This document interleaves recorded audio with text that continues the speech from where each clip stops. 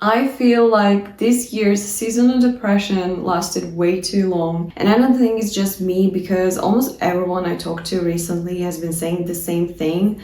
Feeling exhausted all the time, sleepy, unmotivated, and mentally heavy, like winter just refused to leave this year. And I don't really know when the seasonal depression period is supposed to end, but for me, things have only recently started getting lighter.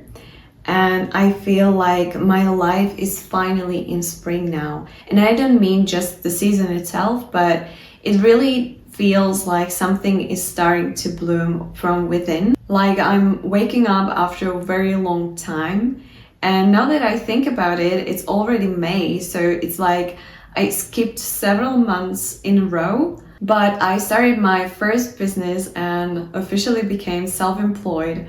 So that was definitely kind of a wake-up call for me. And something that I definitely did not expect is that it doesn't feel too overwhelming or exciting in a chaotic way, but it feels very calm. And I always thought that when this moment finally comes, when I start my own business, I would feel something very intense, like being completely over the moon, or the exact opposite, terrified of how I'm going to manage everything on my own. Of course, I feel excited and happy, but overall, I feel at peace. I feel grounded, like everything is where it's supposed to be now. So it feels like winter is finally over in my life, like this heavy dull phase is just fading away.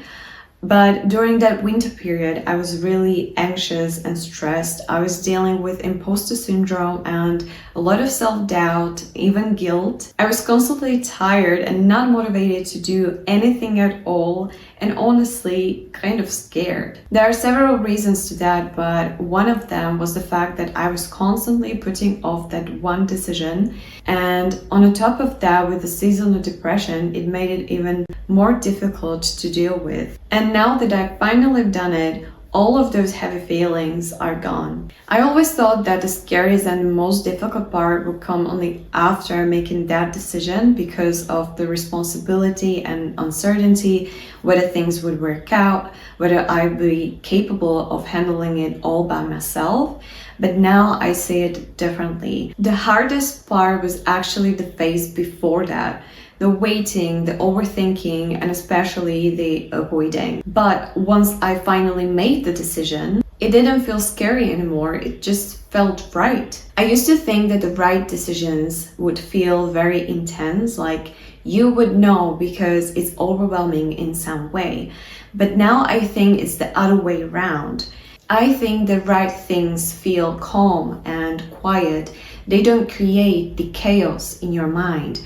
They just make sense. So if you're also in a phase where you keep delaying something, just realize that you are already facing the hardest part. You're keeping yourself in it, and staying stuck in it is what makes it feel so heavy. Because once you make things move, it suddenly takes much less energy, effort, and stress than you think. And I know it can be really difficult, especially if you're dealing with imposter syndrome, because in my case, imposter syndrome kept me stuck and fighting it was very exhausting. And I was constantly thinking, what if I'm not good enough? What if I imagine things too easily? What if people are right and it's too risky? And should I just stick to a regular job?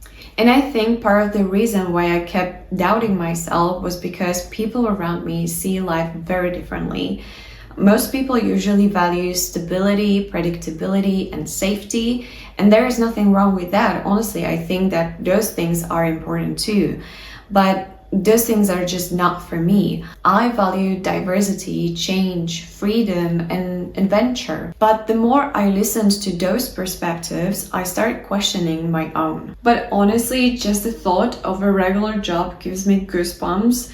There's probably nothing I fear more than never even trying to build the life that I actually want and spending my life working for somebody else. I know that a lot of people see self-employment as the more difficult path because of the lack of stability, especially with the finances. But for me, this is just more natural than to force myself into something that doesn't fit me at all. And I think that I just see stability differently. I see stability in my partner, my family, in my home, and not necessarily in a career. And I'm really grateful that I am in the position where I'm able to take that risk. And of course, that doesn't mean that I think that self-employment is something easy, but a lot of the things that most people find difficult are just small inconveniences for me, because the idea of going to a regular job just makes me almost sick.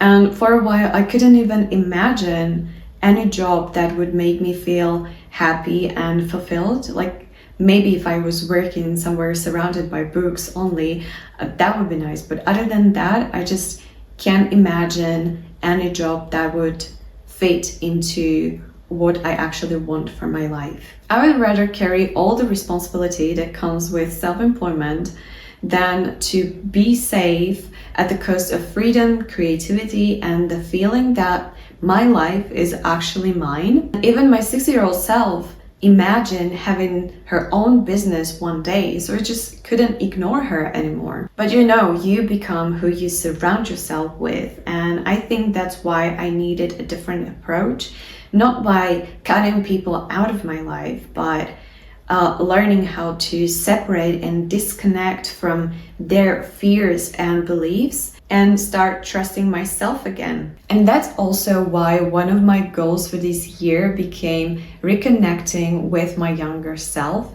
because I feel like getting closer to who I used to be is also a way how to get closer to who I want to become. Maybe that sounds a little crazy, but I genuinely believe that there is a lot of authenticity hidden in childhood.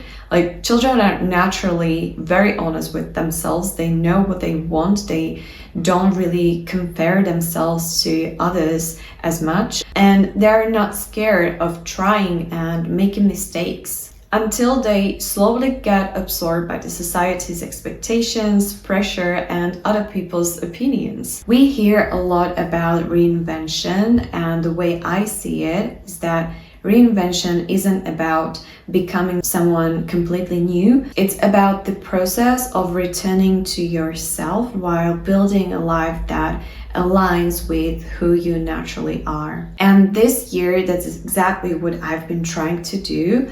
I started returning to the little things like hobbies, routines, and moments that made me feel alive, creative, curious, and excited. I almost wanted to create a sense of nostalgia for a while so that all of those old feelings and memories would come back to the surface. Not just to understand my younger self better, but to feel that spark again. To stop caring about the general narrative of how life is supposed to be and trust myself a little more again. I also put some of those things on my 2026 vision board.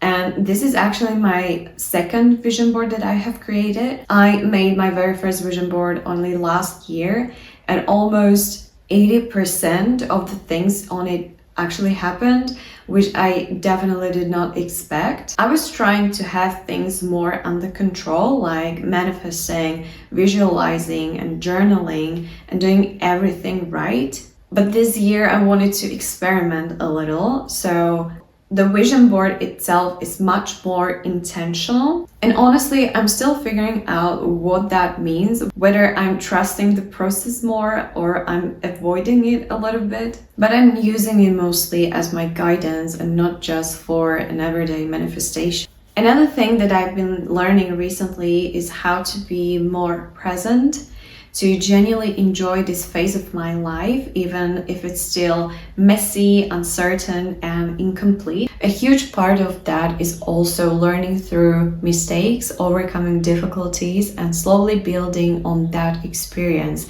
And actually, that experience is the most important part to me.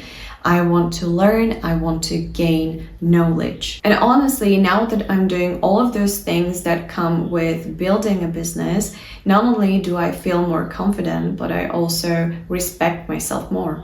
I truly believe that the hardest part is to take that first step and then realizing that the path never really ends. And that's why, even with no results yet, I genuinely enjoy this phase so much.